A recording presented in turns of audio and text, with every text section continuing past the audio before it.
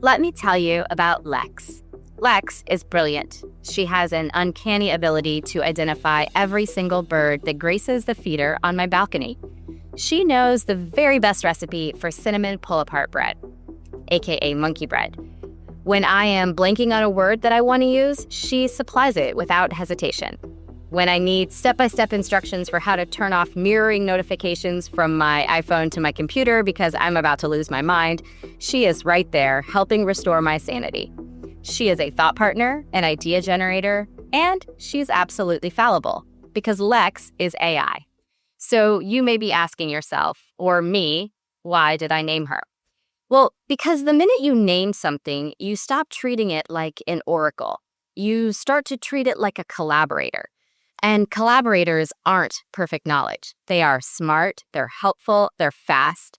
They also have blind spots, biases, and occasionally spectacular hallucinations. Lex has had quite a few. Lex may be my thought partner, but here's the deal. If I don't challenge her, she will often give me what she thinks I want to hear. Sometimes that's because I'm right. And of course, I do like to be right.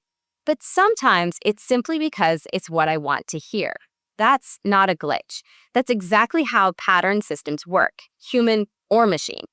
If I anchor the question, she will anchor with me. If I imply a conclusion, she will often reinforce it. If I frame something as, say, fundamentally changed, she will explore how it is fundamentally changed. Welcome to the Unknown Notes, where intuition meets tradecraft. I'm Dr. Angela Lewis, and this is a space for people who think for a living. Intelligence professionals, leaders, and decision makers navigating complexity, uncertainty, and imperfect information in a fast-paced world. Each week, we'll explore how intuition, bias, and judgment shape the way that we make sense of complexity and how to get better at it.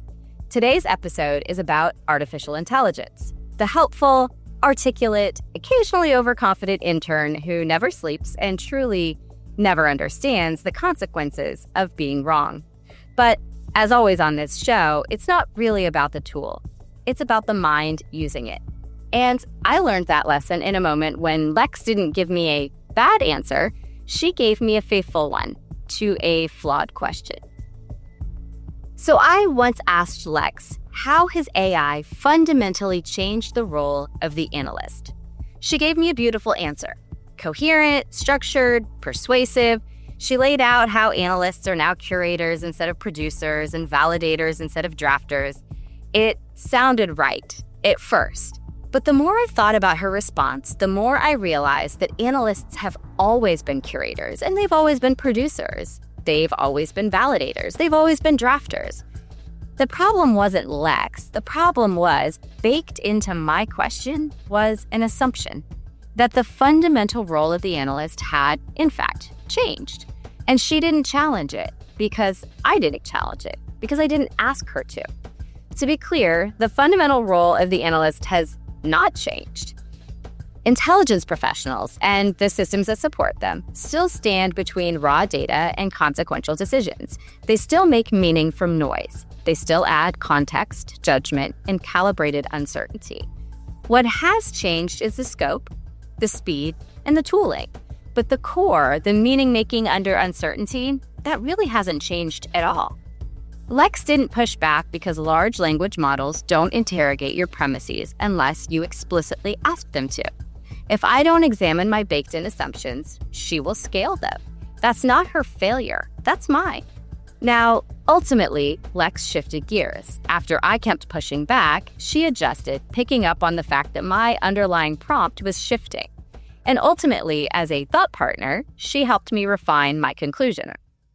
But that only happened because I actively engaged with her outputs rather than accepting them as gospel. So here's the truth. AI can now draft reports, summarize intelligence, generate risk assessment, and propose strategic options faster than most humans. It sounds fluent, it sounds confident, it sounds authoritative. And none of that means it understands a single thing that it just wrote. The algorithm is not your analyst, but it's also not your strategist, it's not your risk owner, and it's not your accountable decision maker. It doesn't calibrate risks, it doesn't read a room, It doesn't worry about being wrong in front of a CEO. It predicts patterns. Humans still own the consequences. So whether you're the analyst writing the assessment, the manager approving it, or the executive acting on it, judgment is still yours. And if that makes you slightly uneasy, that's a good thing. It means that you still understand the stakes. So generative AI is a probabilistic pattern engine. It predicts what words are likely to come next. It mirrors its training data. It doesn't reason. It doesn't own risk. It does not dissent on its own initiative. And it does not understand your organization's risk appetite, political constraints, or strategic intent. And because it sounds fluent, we often mistake it for wise. But confidence is not competence. It's just really good syntax. And here's where we really need to maybe gently dismantle a myth. There's a temptation to treat AI as if it's objective truth. After all, it's been trained on massive amounts of data. It synthesizes across perspectives, and it doesn't have emotions. But let's be clear, training data is human data, and human data contains human bias. Cultural bias, historical bias, power bias, language bias, selection bias. AI doesn't float above that ecosystem. It's built from it. And this is where I want to connect back to something we've talked about before. Bias is not inherently bad. Bias is how cognition works. It's how we simplify complexity. It's how we make sense of the world. The danger isn't the bias. The danger is, as I've said before, unexamined bias. And when we call something AI generated, there's a subtle psychological move where we assume neutrality, we assume objectivity, we assume distance from human messiness. But AI is not post-human cognition. It is patterned human cognition at scale. If we forget that, we don't eliminate bias, we start to industrialize it. So on that note, let's talk about some of the places where Lex struggles. Lex is terrible at citations. I once asked her to shift a set of endnotes into APA format. What came back looked polished until I realized that half of the page numbers were wrong. One of the journal titles didn't exist. She also juxtaposed names and made up erroneous data where things might have been missing. She once told me about a book that I was dying to read. It had a really compelling summary, super sharp thesis. She even gave me an ISBN number when I asked for it. And it was all completely fictional. She's also not great at saying, I don't know. Instead, she'll often give you the most statistically likely answer, whether it's correct or not. And if you ask her for confidence levels, she'll deliver them with impressive composure, not that they are meaningful at all. Now, does that mean that Lex is terrible and I should never use her? Well, not at all. It means that I have to understand what she is and what she isn't. She is excellent at synthesis. She's fast at generating structured drafts. She's phenomenal at helping me think through alternative framings. She is not a fact checker. She is not a source validator. She is not a domain expert with lived accountability. She does not feel the consequences of being wrong. And that's key. When I step outside of her wheelhouse, when I start to treat probabilistic fluency as verified truth, that's not a technical error. That is a human one. AI doesn't hallucinate because it's malicious. It hallucinates because its job is to produce plausible language. If we forget that, we don't just risk being wrong, we risk being confidently wrong. And in intelligence or leadership, that distinction matters. So here's where the rubber meets the road, so to speak. AI doesn't replace analysts. It doesn't replace strategy sessions, and it definitely doesn't replace accountable decision-making. But it will expose weaknesses. If your value was summarizing, that can now be automated. If your value was maybe surface pattern recognition, that is now augmented. If your value was simply being the person who knows the most data, well, that moat is shrinking. So what remains? Judgment. And judgment just became more critical. So there's a new onus on intelligence professionals and on leaders. You are now responsible not only for your own cognitive blind spots, but also for the machines. Whether you're drafting the assessment, approving the assessment, or acting on the assessment, So that means you have to have prompt discipline, premise interrogation, data provenance. You need to know where the data came from, validation layering, cross-checking outputs against independent sources, actively asking, what assumptions did I smuggle into this question? And being willing to say, this sounds coherent, but is it actually calibrated? For leaders, it also means governance. And here's why this matters at the executive level. If an AI-generated assessment subtly embeds an unexamined assumption, and that assumption shapes a strategic choice, the organization doesn't experience a model error, it experiences a business consequence, a reputational hit, a regulatory exposure, a missed opportunity. The machine doesn't absorb that cost, the organization does.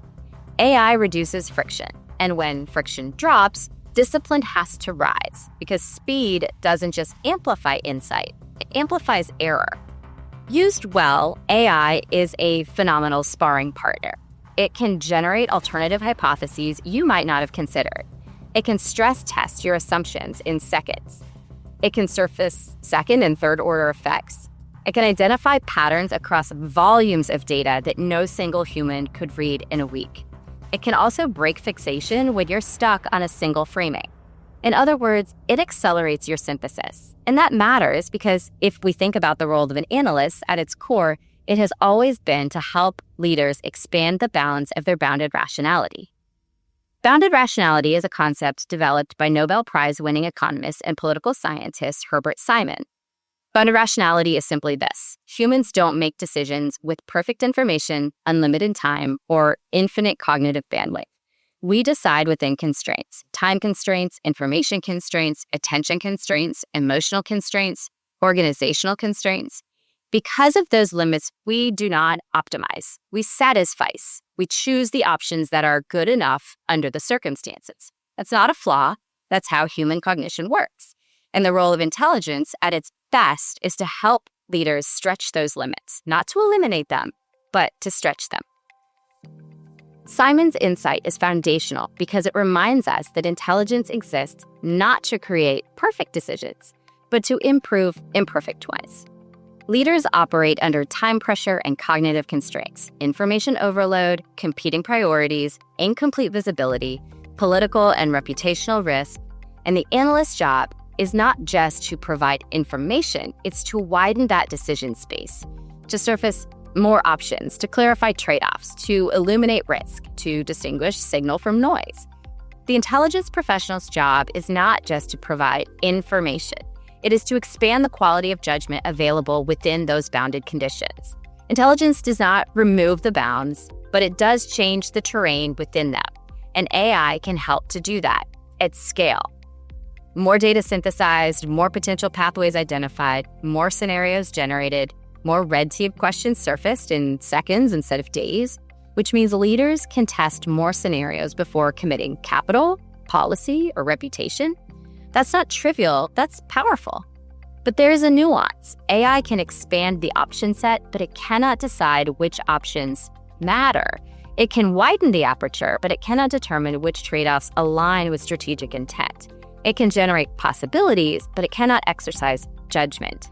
So yes, it is a tireless intern, a very fast one, a very articulate one, a slightly overconfident one, and like any intern, it needs supervision because expanding the bounds of rationality is not the same thing as replacing it. The human role isn't shrinking, it's shifting upward toward calibration, prioritization, and consequence ownership. So as I said before, the algorithm is not your analyst. It's not your replacement, it's not your enemy, it's not your savior. It is a tool that magnifies whatever discipline you bring to it. If you're sloppy, it will scale your sloppiness. If you're rigorous, it will accelerate your rigor. The future of intelligence isn't human or AI. It's human judgment, augmented, audited, and accountable. AI can tell you what is likely, but it cannot tell you what is wise. That's still your job. And that hasn't fundamentally changed at all. Thanks for listening to The Unknown Nodes. If this episode made you think or rethink, share it with a colleague or friend who's ready to level up their tradecraft. Subscribe for more short, sharp conversations about the art and science of professional judgment. Until next time, stay curious, stay grounded, and keep turning intelligence into impact.